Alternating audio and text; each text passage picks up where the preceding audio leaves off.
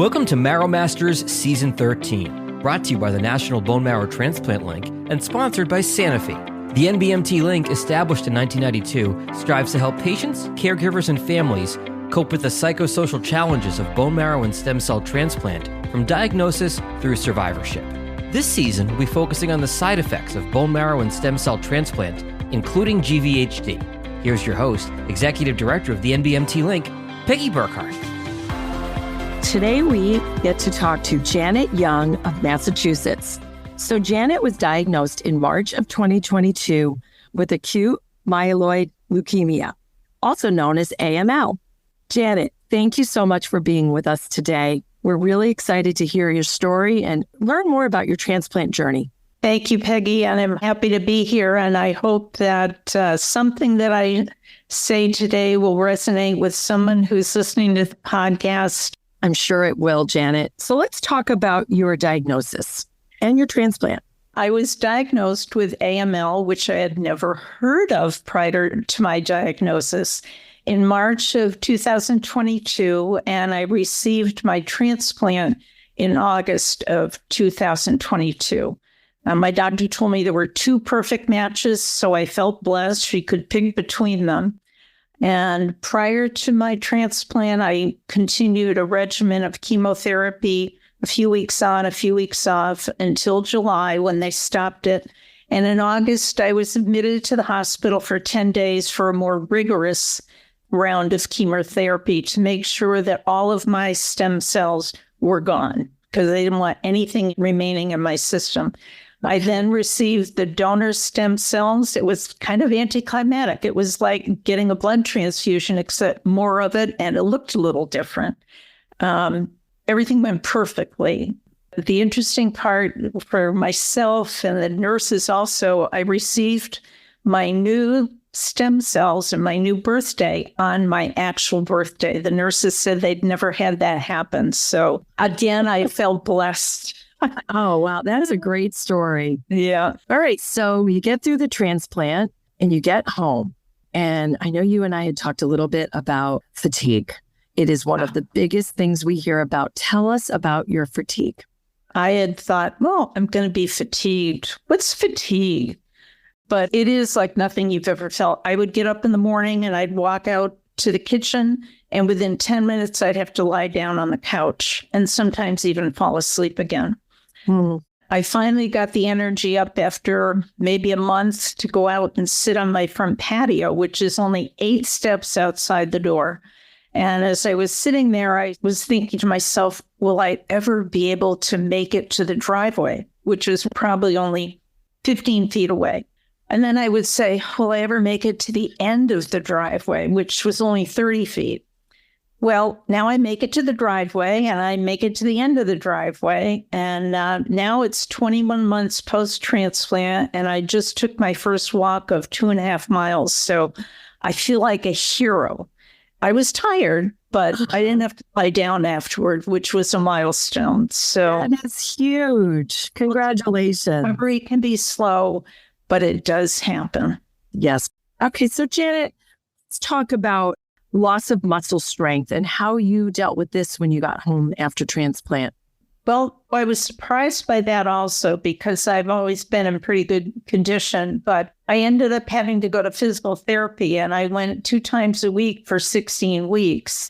And it definitely increased my stamina, which was wonderful. I can do more things now, not to the level as my life before transplant, but I have learned that this is a process and a job, and I'm determined to learn new behaviors and not wallow in what I can't do. I just want to keep moving. My goal is to cherish each day and be grateful for it, and to keep moving. The phrase "move it or lose it" definitely applies to post-transplant recovery. It's so true, Janet. Thank you for that inspiration. We said in an earlier conversation, it is definitely a marathon and not a sprint. And I think you have embraced that. Yeah. So let's move on to cognitive issues. We hear this a lot. Did you struggle with any cognitive issues? I definitely did. And I definitely do. And it's a frustration. It's improving. first, I didn't think it was anything, but I did have a support group I went to that had a speaker that spoke directly to this, that it's a reality. And that in itself was so encouraging for me. For me, I have difficulty staying focused on reading a book or doing jigsaw puzzles, both things that I enjoy pre-transplant.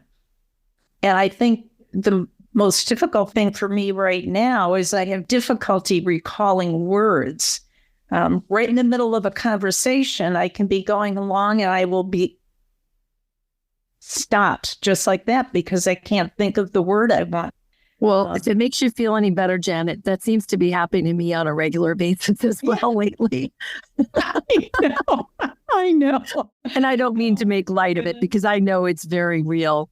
But I think survivors give themselves too much of a hard time on that sometimes because the rest of us are going through some of that too. And I think it's because we are so worried about something else being wrong. You know, you lose a little bit of that acceptance or casualness of what might happen. Everything becomes a focus that typically would not be. So what a great way to put it. You know, I've heard people try to express those sentiments and we joke about it, but that is really what I think is going on often. And you so eloquently described that. So thank you.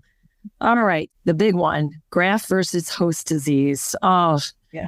I know that you have struggled a bit with that. Tell us about your GVHD and what you do about that.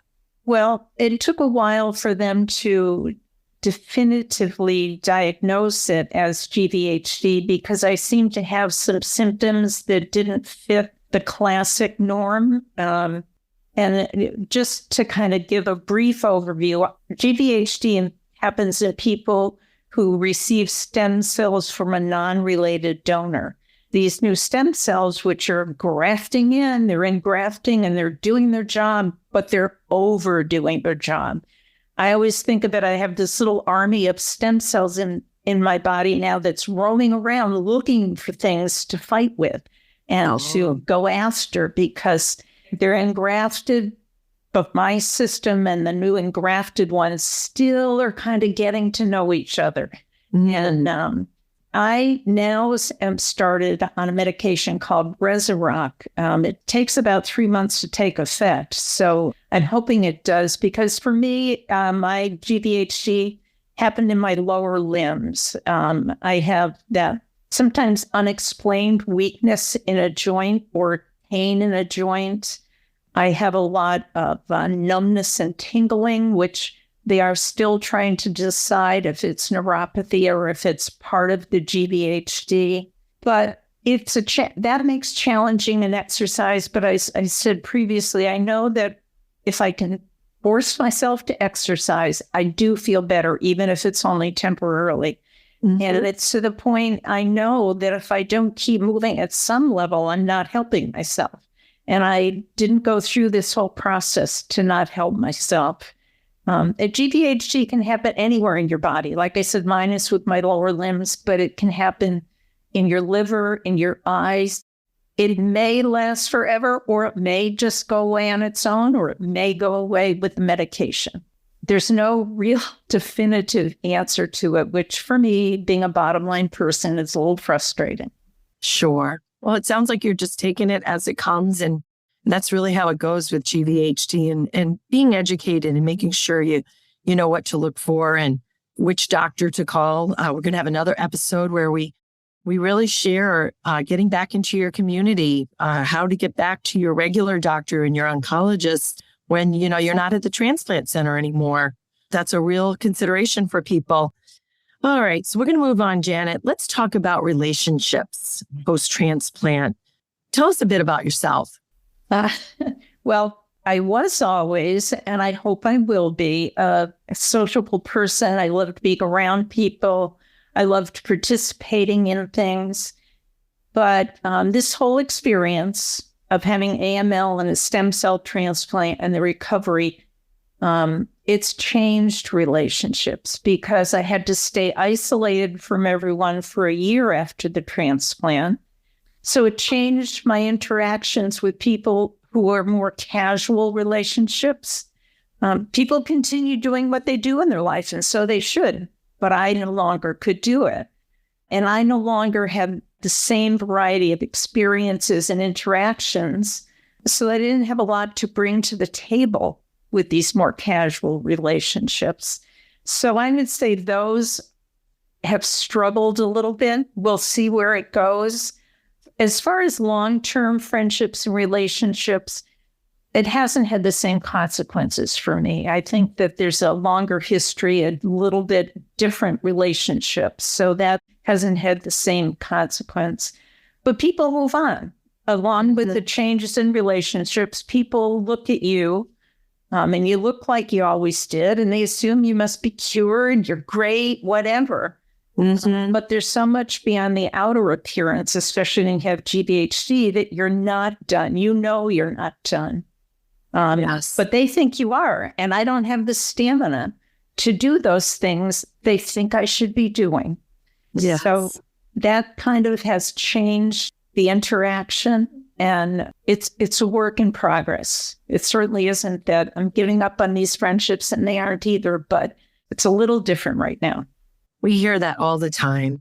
Everybody wants you to move on and feel great and be your old self. And I think it's a true friend that can realize that it's not that easy. Mm-hmm. And a friend that will listen. I mean, let's face it, if someone will listen to you, sometimes it's hard to get people to listen as well as they should, right? I love your perspective on everything. So you mentioned to me that you needed to change your planning ways. I want to hear about this. Less scheduling and more just take it as it comes. Tell us about that, Janet. Yeah, I was a planner. I had to do a lot of that in my job and make sure everything was covered and everybody had what they needed. But I've had to let that go a bit. I no longer plan, let's go out to dinner where and when, if we're able to, or going on vacations. I might suggest something, but I find I vacillate now from not really caring about doing anything or wanting to do something, but not having the strength or stamina to do it. So I'm not the planner anymore. And that was a little hard for me, but there was another part of it that was a bit of a relief to me. And I've had to learn that sometimes I have to force myself to do things my husband might suggest doing for his benefit, or if my friends suggest something and I think I can do it, even though I might really not want to, I will do it because I value the friendships and the relationships. And I don't want to become a recluse. Yes. I want to live my life to the fullest that I can. Oh, it's so true. I remember a woman that said, if you say no often enough, they'll stop asking. Absolutely. You're echoing that. And I think it's just, there can be variations on a plan, though, and alterations. So maybe it's not as intense, but I think you're a very wise woman to realize that, and you're a giver. I can tell you're a giver, not a taker. Yeah, well, I try to be. I can tell. So, Janet, let's share how you plan out the energy needed and this new job analogy. Tell me about your new job. Yeah.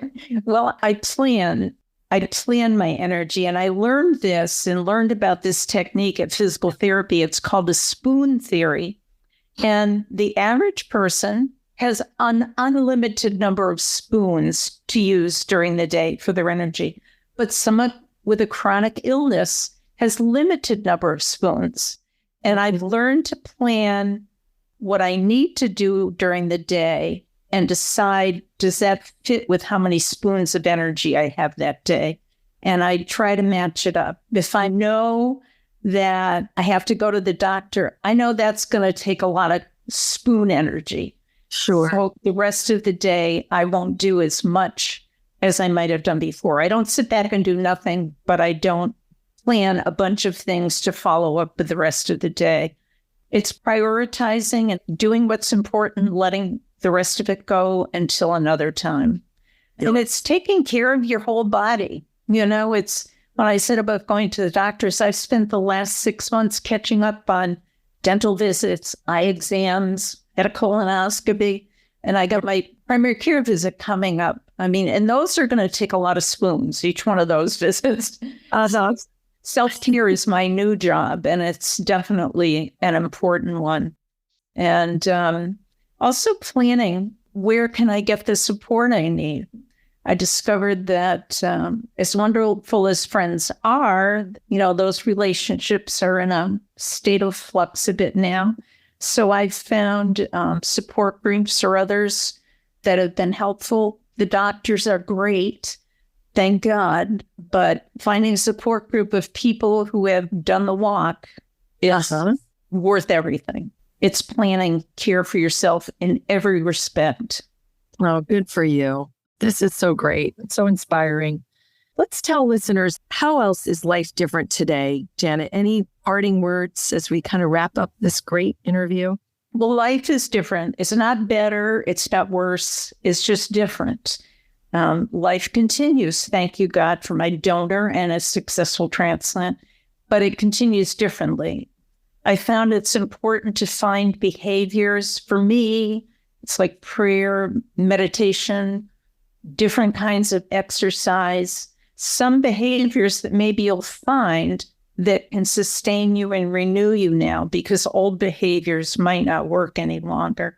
It's not that they're gone forever, but for now, they're just not working.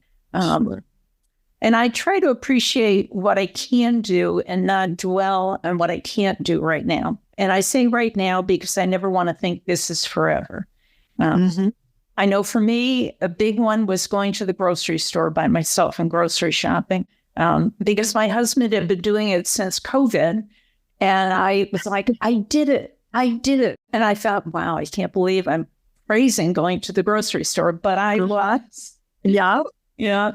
My mother always had a saying, nothing lasts forever. It just seems that way. And, she was right. Boy, is that true? Well, thank you, Janet. Just as we wrap things up, any last parting words, anything that just gets you through the really tough days that you haven't already shared, because you've shared so many wonderful things? Well, I think number one is I thank God for every day that I'm here, because I couldn't have been. And I am, and I thank him every day for that. And I think the second thing, and I did mention this, is finding a support group. I have one that's people that are 1 year out from transplant. They've all had stem cell transplants. And that particular group has been a lifesaver, because I can be thinking, oh my gosh, I'm not doing as well as I should be. And then I go to the support group and I'm like, oh, there's other people. Oh, I'm not. Finding a support group or people or a therapist, I think all of those are critical. Let me ask you, is this support group online?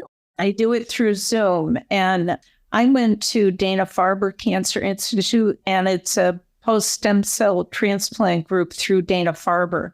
Oh, wonderful. Probably the same thing at other places around the country or the world. We have a woman who calls in from South Africa that came to Dana-Farber for her transplant. So it's terrific. It's exciting. The last thing, and I do, sometimes I allow myself to wallow briefly in everything that's happened to me, because they're feelings, they're real, and they don't go away. And if I let myself wallow in them just briefly and acknowledge that it's okay, then I can kind of say, okay, Janet, pick yourself up and keep going. You took some time to feel sad.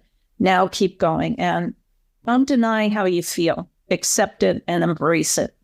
Wow. What a great way to end it. This was terrific. Thank you so much. Oh, you're very welcome, Peggy. And thank you again for allowing me to share my story today, because I have learned so much from other podcasts through the MBMT link and other little blogs or works of encouragement that are on the link's Facebook page.